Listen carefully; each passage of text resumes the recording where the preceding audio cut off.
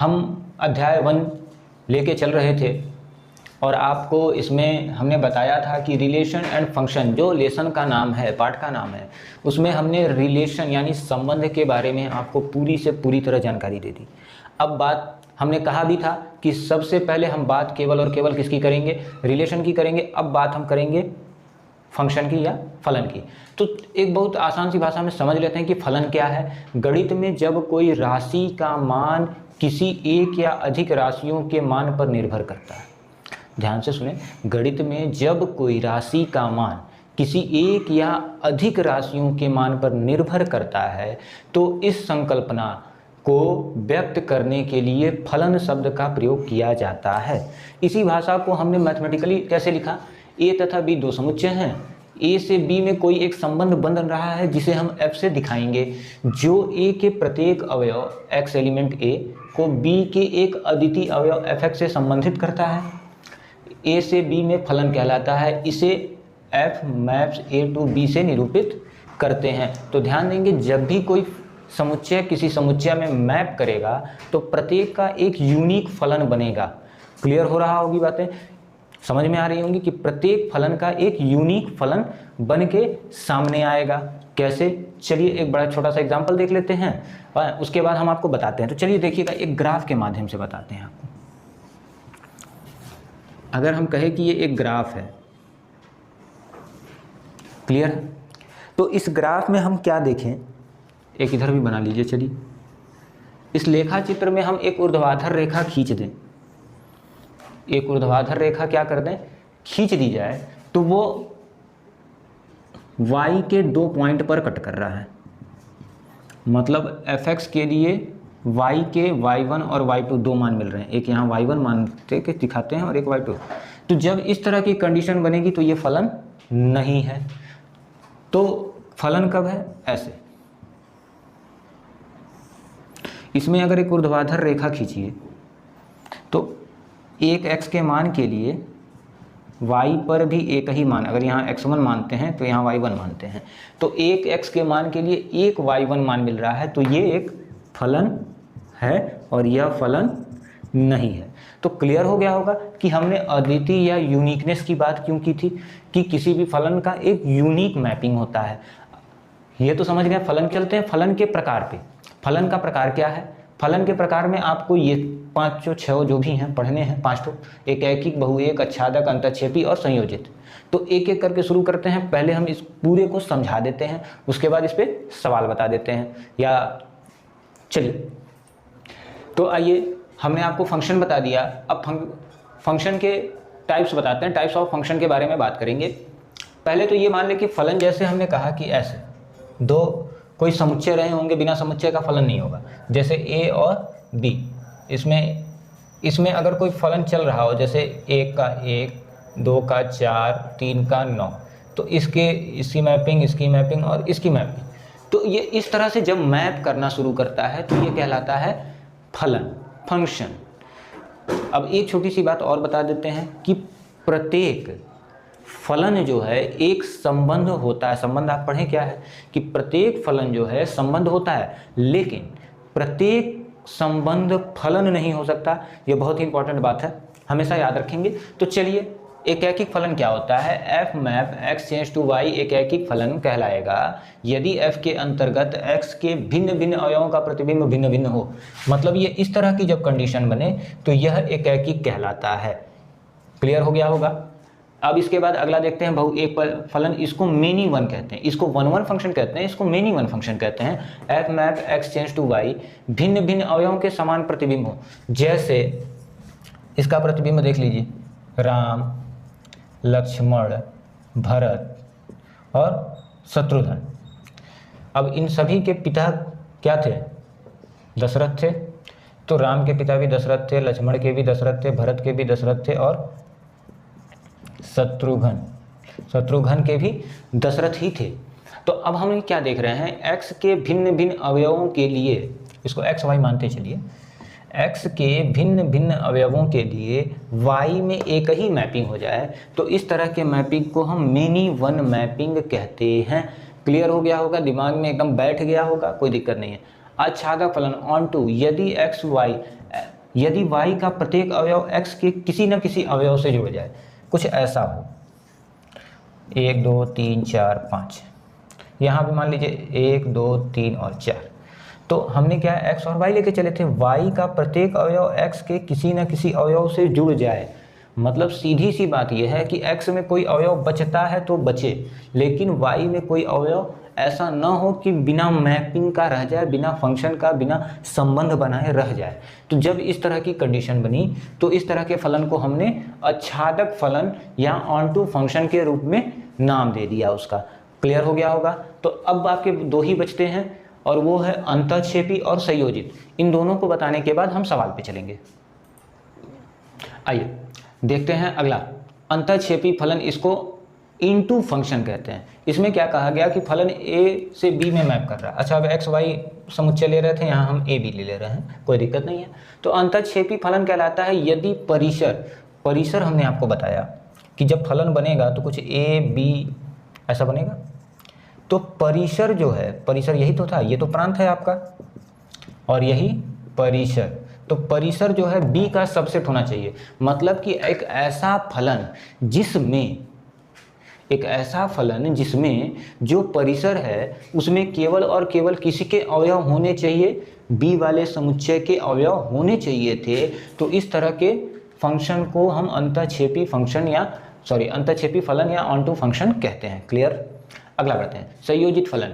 f map a से b तथा एक दूसरा फलन g ले लिए जो b से c, दो फलन है, तो f तथा g का संयोजन GOF द्वारा निरूपित होता है। मेन इस पे क्वेश्चन एकदम अलग से आते हैं, इसको हम एक एक क्वेश्चन इस पे हम आपको बताएंगे और वो क्वेश्चन बताएंगे जो एग्ज़ाम में पूछे जाते हैं। तो आई होप कि आपने ये सारी चीज़ें समझ गए होंगे, फलन के बारे में जान गए होंगे। अब सीधा से सीधा एक ही हमारे पास काम रह गया है, केवल क्वेश्चंस को लगाना, और हम केवल आपको वही क्वेश्चन बताएंगे यहाँ पर जो आपके एग्ज़ाम के दृष्टिकोण से बहुत महत्वपूर्ण हैं और पूछे जाते हैं। हमें यहाँ पूरी किताब सॉल्व नहीं करनी है और आपको भी नहीं करनी है, बस आपको निरंतर अभ्यास करना है। तो आइए बच्चों एक क्वेश्चन देखते हैं। कह रहा है प्रतिचित्रण। प्रतिचित्रण का मतलब फलन ही होता है, फंक्शन ही होता है। प्रतिचित्रण r to r dash, r से r का मतलब ये हुआ कि रियल नंबर का प्रतिचित्रण है। इस प्रकार है कि fx 2x+1 for all x real number के एलिमेंट हैं। तो क्या यह प्रतिचित्रण एकैकिक है, इसकी बात हमें जांच करनी है। तो एकैकिक होने के लिए हमने कंडीशन आपको बताया था कि जब दो समुच्चय हमारे पास होंगे तो प्रत्येक का प्रतिबिंब अलग अलग बनेगा। तो ऐसी स्थिति होनी चाहिए हमारे साथ। तो अगर ऐसी स्थिति है तो देखते हैं। तो चलिए शुरू करते हैं हल। यदि x1 तथा x2, क्या लिखा गया, यदि x1 तथा x2 डोमेन R के भिन्न भिन्न अवयव हैं, डोमेन R के भिन्न भिन्न अवयव हैं। क्लियर है। अगर ये भिन्न भिन्न अवयव हैं मतलब x1 बराबर नहीं होगा x2 के, अगर ये बराबर नहीं है तो 2x1 बराबर नहीं होगा 2x2 के। क्लियर हो रहा होगा। अरे भाई, जब x1 में x2 के बराबर नहीं है तो उसमें 2 का गुणा करा देंगे तो कहाँ से बराबर होगा, नहीं होगा। तो अब इसमें अगर हम एक जोड़ भी दें तो ये, इसमें भी अगर हम एक जोड़ दें तो भी तो ये बराबर नहीं होगा।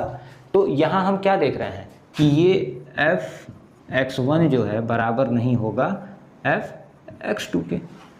क्लियर है। मतलब क्या है कि हमें हर बार जो है अलग अलग, इस पे अलग प्रतिचित्रण मिल रहा है, इस पे अलग प्रतिचित्रण मिल रहा है। अगर दोनों बराबर हो जाते तो पता चलता कि एक ही प्रतिचित्रण पे दोनों चले गए। समझ में आ रही है बात। तो इसके लिए जो मैपिंग होगी वो अलग होगी और इसके लिए अलग होगी। अच्छा, अगर ये अलग अलग लिए थे तो अलग अलग है। यदि x1 तथा x2 डोमेन R के समान अवयव हैं, तो चलिए ध्यान दीजिए, अगर समान है तो x1 बराबर होगा x2 के, तो 2x1 भी बराबर होगा 2x2 के, तो 2x1+1 या 2x2+2 भी बराबर होगा। यानी सीधी सी बात कही जा सकती है x1 बराबर होगा x2 के। मतलब अगर समान ले रहे हैं तो बराबर है और भिन्न भिन्न ले रहे हैं तो अलग है। जब ऐसी कंडीशन बन गई तो सीधा कह देंगे कि फलन एकैकी है। क्लियर हो गई बात। चलिए अगले क्वेश्चन की तरफ बढ़ते हैं। तो चलिए देखिए, कह रहा है क्वेश्चन कि f मैप आई टू आई का मतलब इंटीजर की बात किया, इंटीजर में पॉजिटिव और निगेटिव दोनों आते हैं।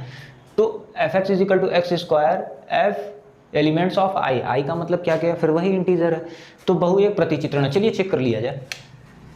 F x is equal to x square है, तो यदि हम f की जगह -1 रखते हैं तो -1 का स्क्वायर कर लें तो f -1 की वैल्यू 1 आएगी। f 1 रखते हैं तो 1 का स्क्वायर, तो f 1 की वैल्यू भी क्या आएगी, 1 आएगी। चलिए -2 रखते हैं तो -2 का स्क्वायर, तो f -2 की वैल्यू 4 आ गई। पॉजिटिव रखते हैं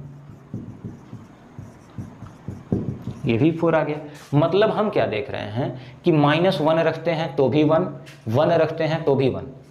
अगर एक बात हम कहें ऐसे ऐसे समझिए, -1 1 -2 और 2, इधर 1 2 3 और 4 लिख लीजिए। तो -1 पे भी कहाँ मैप किया था, 1 पे, और 1 पे भी कहाँ मैप कर रहा है, 1 पे, -2 पे, 4 पे और 2 पर 4 पे।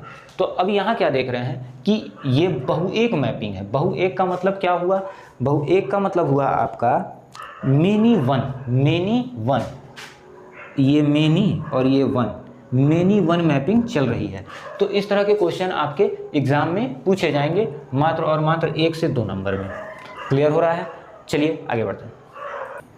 तो आइए बच्चों अगला क्वेश्चन देखते हैं। कह रहा है एफ आर टू आर जहाँ एफ एक्स 2x+1 तथा जी आर टू आर, मतलब आर टू आर का मतलब बस इतनी सी बात है कि वो एक रियल नंबर पे मैप कर रहा है। जहाँ जी एक्स का फंक्शन ये दिया है तो कह रहा है ये बात याद करनी। अब ये हमने आपको बताया था कि ये संयोजित फलन है, क्योंकि 2 फलन थे, इन दोनों को संयोजित किया गया। तो हमें जैसे दिया है जी ओ एफ फिर एक्स, तो सबसे पहले हम लिखेंगे जी एफ एक्स। अब जो एफ एक्स की वैल्यू है आप पुट कर दीजिए 2x+1। तो जी एक्स की वैल्यू क्या थी, x² -2।